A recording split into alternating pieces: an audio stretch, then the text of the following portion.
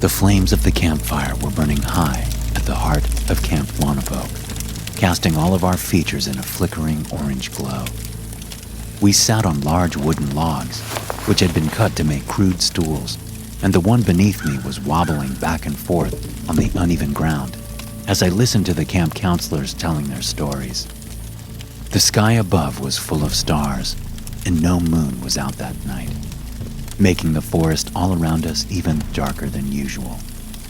So remember, boys, if you're ever out on a hike in the woods at night, and you hear a voice calling to you from deep inside the forest, telling you to come closer, speaking in the voice of a friend or family member, don't follow that sound. Don't listen to the voices. Make sure you stay on the path, and run back home before you come face to face with the Wampalung. An ember popped loudly in the fire, and one or two boys jumped from their seats, gasping. But most of the kids' faces surrounding me did not look impressed. The grown-ups are doing what grown-ups do best, I thought to myself. They're trying to terrify us before bedtime, telling stories of creatures in the forest that come out at night. Except most of us weren't buying their bullshit. Maybe if we'd believed them, none of this would have happened. Maybe they'd all still be alive. But we were arrogant. We all thought we knew better. You guys are just trying to scare us, Billy called out indignantly, interrupting the story. Suddenly it was dead silent around the circle, and the only sounds were crickets and the crackle of fire. Yeah, ain't no such thing as monsters. My parents told me there ain't, another kid chimed in. The camp counselors were sitting passively, listening to the objections, but their faces didn't change. They looked stern and serious, in stark contrast to the happy-go-lucky demeanors we'd been used to seeing all week. Their solemn eyes reflected the flames as they tried again to convince us. Your parents have never been to Camp Wompalung, one of the counselors named Chris responded. If they had, they'd confirm that what we're telling you is true. I know you guys think we're just trying to scare you, but that's not what this is. My parents went to camp here, and so did my brother. They never said anything about Wampalongs, Greg said. He and I were sitting next to each other. We'd become close friends over the past week at summer camp, and had vowed to keep in touch after we both went home. That's because you're not supposed to speak of the Wampalong. If you talk about them, that's when they come out from the forest. So then why say anything, if it's just going to lure them out? Billy asked, his voice argumentative. We debated not telling you all, but it's a moonless night, and that's their favorite time to hunt, especially when the weather is warm like it is tonight. The two of us decided it was worth the risk to warn you kids. Since it's the last night of camp, a lot of kids like to go out in the forest and get into trouble. That would be a risky proposition tonight, understand? These creatures are dangerous as hell. One kid on the other side of the fire said something under his breath, which elicited laughter from a dozen campers. But I didn't hear what he said exactly. The roar of the fire and the muttering of other campers drowned it out. But I got the feeling the counselors heard it and didn't like what was said. That's it, shouted Zach, the sterner of the two counselors. Nobody leaves their cabins tonight for any reason. Got it? End of story. If you need to take a leak, use an empty water bottle. We all groaned, and the sound of complaining rose up into the night air, growing louder and louder with each passing second. Zach silenced it quickly with his patented two-finger whistle, the screech of it piercing our ears and causing each of us to quiet down. End of story, he said again with finality. We returned to our bunks, whispering quietly amongst ourselves as we walked through the forest, trying to figure out whether we were being played. It might have been my imagination, but I couldn't help but feel like I was being watched, as if there were eyes observing me from the darkness of the forest. Every shape and shadow in the trees was a little bit suspicious now, and I found myself jumping at the sound of rustling leaves and the flap of bat wings as one screeched above me. Finally, we made it to the clearing full of small shacks that served as sleeping quarters. 4 of us were in each cramped cabin, and we parted ways as all of the groups went to their own bunks for the night. Greg and I were in one cabin with 2 other guys named Billy and Tim. It was Billy who got us into so much trouble, I I realize now, looking back. If not for him, we probably would have just stayed inside for the rest of the night, like we were supposed to. You guys don't really believe that bullshit, do you? Billy said mockingly once we were inside. Wampalongs and dead campers? Pfft, come on, give me a break. I had been feeling halfway convinced about the stories being true, but something about the way he said that made me wonder if it really had just been a hoax. As a kid with an older brother who loved to make up tall tales, I had been fooled more than once before. So many times I'd found myself buying into my older brother's lies, only to find out later that it was all bullshit. If someone told you the word gullible was written on the ceiling, you'd look up. My older brother had told me once, laughing at me for believing his most recent fraud. So now I found myself wondering if that what was happening again. Was this just another Santa Claus situation? Was the Wampalung like the Easter Bunny? Except instead of bringing chocolate eggs, he brought decapitated kids? Yeah, you're right, I said hesitantly. There's no such thing as the Wampalung. It's all just a story. Billy's eyes were mean, and he looked at me with a sneer. Ha! You say that now. But I saw you out there at the campfire. You were eating up every word of that bullshit they were feeding us. Give him a break, said Greg, getting into bed on the lower bunk. None of us really believe that crap. Let's just get some sleep. I started getting into my bunk as well, but Billy would have none of that. You guys are so dumb. I can't believe you really bought that load of shit. What a bunch of idiots. Greg leapt back up out of bed, looking angry. Just drop it, man. We didn't believe the stupid story. Oh yeah? Well, prove it. Let's go out in the forest, and I want to hear the two of you guys say its name. What the hell is that supposed to prove? They said it comes out when you call its name, right? So, you say Wampalung 3 times out loud, and I'll believe you. Otherwise, I say you're both chicken shit losers with no guts. Wampalung, Wampalung, Wampalung. There, are you happy? Not here. Out in the forest. We're gonna go for a little hike, you pansies. Yeah, right. This is so stupid. I don't need to prove anything to you. Greg turned around and walked back to his bunk. Just what I thought. Gutless losers. Tim stood up next to him and pitched in with another outdated attempt at mocking us. Ha! Look at the pussies hiding inside, scared of the big bad Wampalong. He laughed. Greg and I exchanged a look. We both nodded at each other reluctantly. Neither one of us wanted to be called a coward. It was somehow even worse than being called gullible, and nobody wanted to go to their grave being seen as chicken shit. Fine, I said. Let's go. But you guys are going to say it too. 3 times, just like us. Otherwise, how do we know you're not scared? Billy's eyes hardened. Great, he said. Perfect. Let's go. You guys lead the way. He held the door open for us. Greg and I got up reluctantly and put on our shoes. Tim and Billy did the same.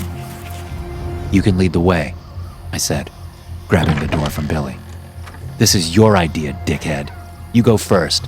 We'll be right behind you. Billy gulped, suddenly looking a little more nervous. I began to get the feeling he had thought we'd back down. Tim's eyes were darting around the trees as he stepped down onto the grass, and we followed after them. If they had been worried, they put on brave faces again a second later, stomping into the woods and glancing back to make sure we were following. Come on, Greg said. Let's get this over with. We marched through the trees, deeper and deeper into the forest. It was pitch black outside, and none of us had brought a flashlight, I realized, as it became more and more difficult to see. With each step forward, I grew more and more uneasy. I kept getting the distinct feeling that I was being watched again, and not just from one place, but from several different locations. It was like a tingling sensation on my skin that grew more and more intense as we ventured further into the darkness of the woods. The trees began pressing in around us, and suddenly I found myself tripping over roots and shrubs and getting tangled in vines. Muddy ground threatened to swallow my shoes with each step, trying to pull them from my feet. Where's the path? Billy asked, looking down. He started turning and wandering around, trying to locate the dirt path we had been following.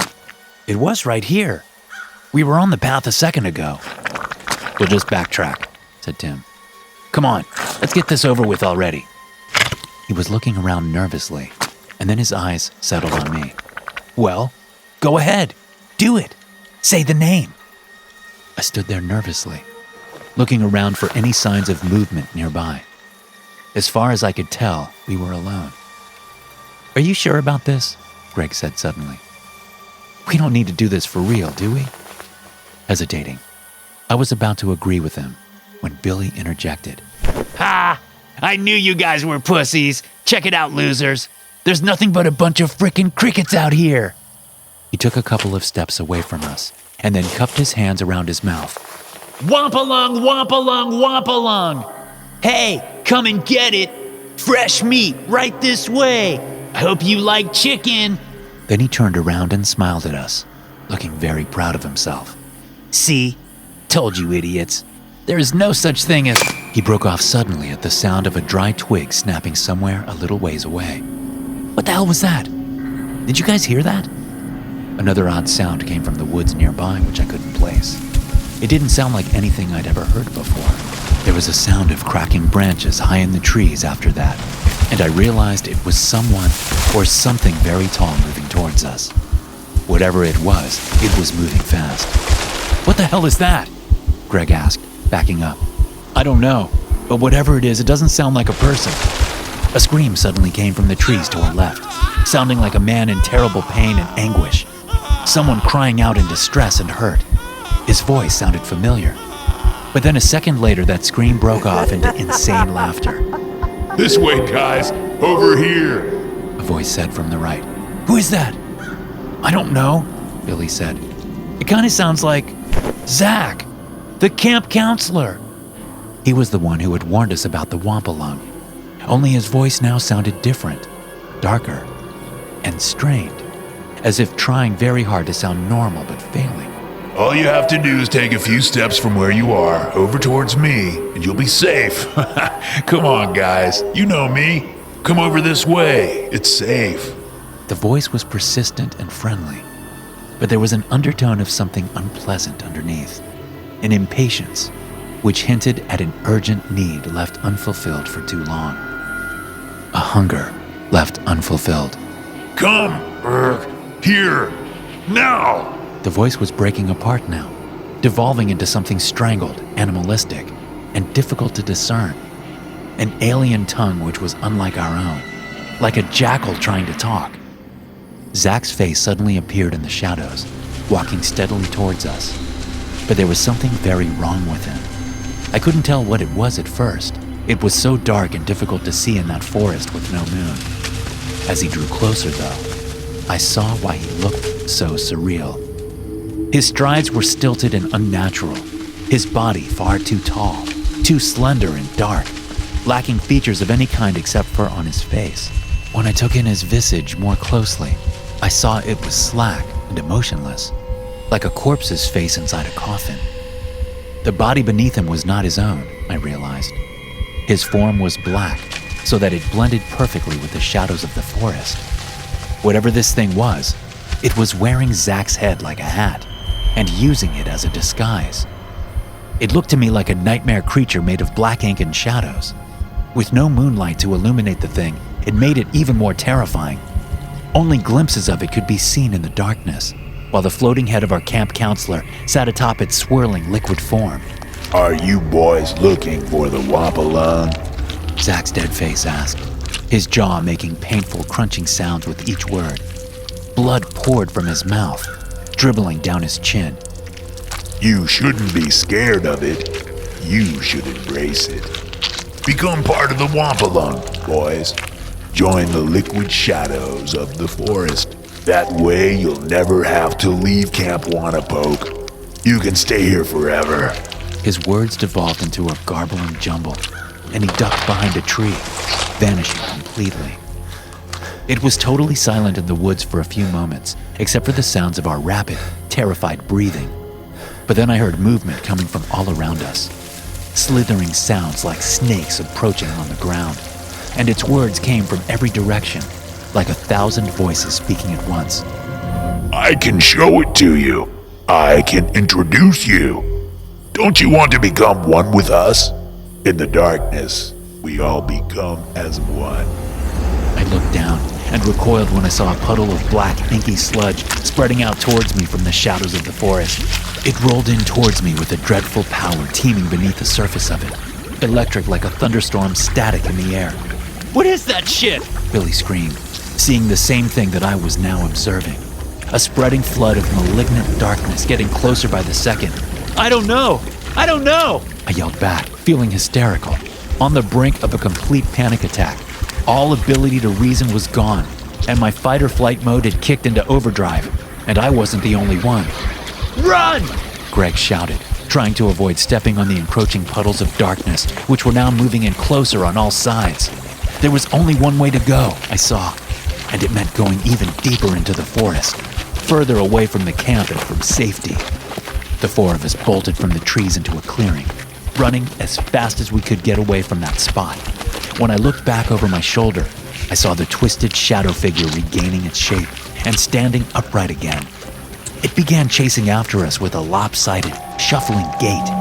The thing was bulbous and deformed, laboring with each movement, like an escaped bipedal python after consuming a beloved house pet. The shadow creature was malformed and stretched out in places, while looking bloated and almost bursting in other spots. The whole appearance of it was wrong. It was hurting my eyes and making my brain feel scrambled every time I stared for too long. It reminded me of that old anime movie Akira. I didn't want to look at it, but I had to. I couldn't turn away.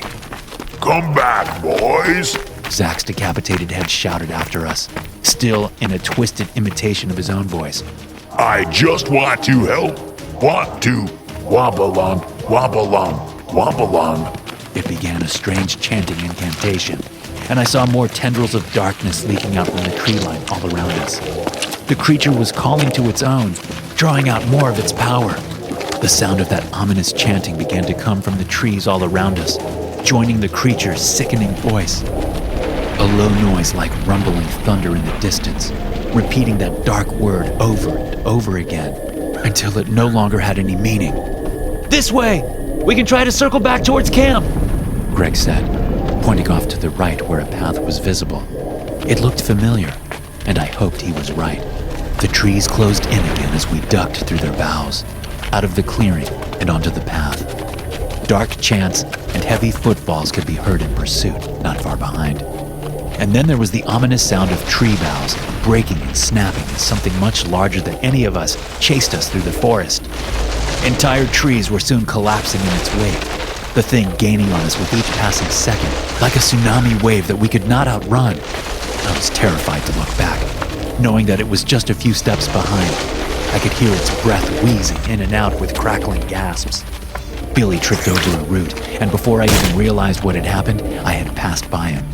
Then the sounds of him being consumed by the Wampalong could be heard sickeningly behind us. His bones crunched as he let out a howling cry of agony. I managed to look back for a second and saw the shadow form of the Wampalong crouching over him, feeding on his flesh and tearing it from his bones. The thing seemed to absorb Billy's very essence, pulling him into the black tar of its form and subsuming him. He wailed and screamed, the pitch of his voice going higher as he was eaten alive. Only his head was kept whole and intact, and the creature added it to its collection, grasping it by the temples and holding it up to us like a trophy as we escaped. Only we hadn't really escaped. We were only running deeper and deeper into the darkness of the forest, into its territory. "I think we're safe.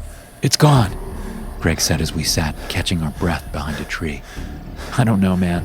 It could still be out there anywhere. Just don't say the name. Whatever you do, don't say the name." We'd been running for 20 minutes or more, and now I had absolutely no idea where we were. The forest looked the same in every direction, and no way looked safer or better than any other. The way back towards camp was also the way back towards the creature. Even in my mind, I didn't want to consider its name, fearing it would somehow still draw it to us. What the hell do we do? We can't just keep running. Who knows how far out into the wilderness we could end up? If we don't die from that thing, then we'll die from being stuck out here without food or water. You made a good point. Let's try backtracking. Maybe we can find our way back to the path. Maybe it's gone now. Good idea. Hey, did you see Tim? I thought he was with us. I thought he was right behind you. We both looked around nervously. Shit! Tim was nowhere to be seen. He was just gone. Maybe he turned back already. Hopefully we'll catch up with him. The two of us began moving quietly in the direction of the campsite. At least, we were pretty sure we were heading back towards the campsite. It was difficult to know for certain. Each step I took seemed so loud in the stillness of the forest. Each twig snapping underfoot, sounding like a gunshot being fired. The crunching leaves made me wince with every movement. For a good 20 minutes or more, we walked on eggshells, terrified of every shadow and every sound in the darkness. After a while, I started to wonder if maybe we'd missed the camp completely, and if we were now walking far past our destination, wandering deeper and deeper into the wilderness with each passing second.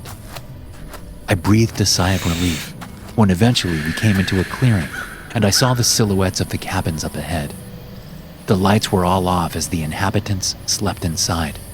The other campers and counselors were still unaware of the bloodbath which had just occurred a few hundred yards away. I ran up to the door of the cabin on the far left, which was slightly larger than the others. It was where the camp counselors stayed. If there was ever a moment when I needed a grown-up, this was it. I raced up to the door and was about to knock and start yelling, waking up the camp, when I heard a sound coming from the forest behind me. Psst, over here, a voice called from the darkness. It sounded like Tim. Had the Wampalung gotten him too? Was it now using his voice to lure us away from safety? Come here! I ignored it and began hammering on the door, and a second later I heard movement coming from inside. Chris, help! This thing got Zach! He got Billy and Tim! Let us in, please! Someone came to the door on the other side, and I heard it begin to open up, a voice speaking softly from inside. What got them? What are you talking about? My heart was hammering in my chest as I realized suddenly that there was something wrong. Something was off about all of this. The cabin in front of me was too dark, as if it had been constructed of shadow and black ink instead of wood. Its surface reflected the stars and was cool, slick, and unpleasant to the touch.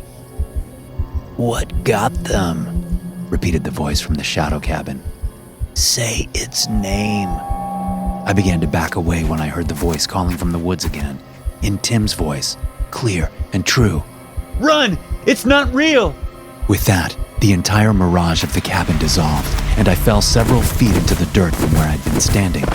A dark form stood over me, leaning above my face with malicious-looking eyes. It was about to kill me, I was sure of it. Only I wouldn't just die. I would become part of that terrible thing which lived forever and fed on innocence. A thing which existed only to hate and cause harm. A thing which lived in darkness and could not exist in the light. That was when it hit me. It needed the darkness. That was why it lured us out so far. Why it only hunted before the moon had risen. I didn't have a flashlight, but I did have one other source of light with me. Part of being a scout was being prepared, and that meant being ready to build a fire if you needed to. As the thing came within inches of my face, I struggled to pull the pack of matches from my pocket. Pulling several free at once, I pinched the matchbook's abrasive strip around them and raked the match heads against it, setting them ablaze in my hand. They burnt my fingers badly, but I didn't even notice at the time, the sting of that feeling insignificant compared to the terror of what I was facing. The Wompalong snapped backwards as if hit by a semi-truck, rolling and then crab-walking away, injured, towards the tree line. Its skin blistered and bubbled, pustules on the surface popping and sending steam hissing into the night air. Without wasting one more moment of time, Greg and I ran to join Tim where he was hiding. The three of us ran from there, not sure if we had overshot the camp or had simply not walked far enough. We took a risk and kept heading the same direction we were going before, hoping that the Wampalong was gone for now. A few minutes later, we saw the lights up ahead, and realized this time it was the actual campsite. No more tricks or illusions.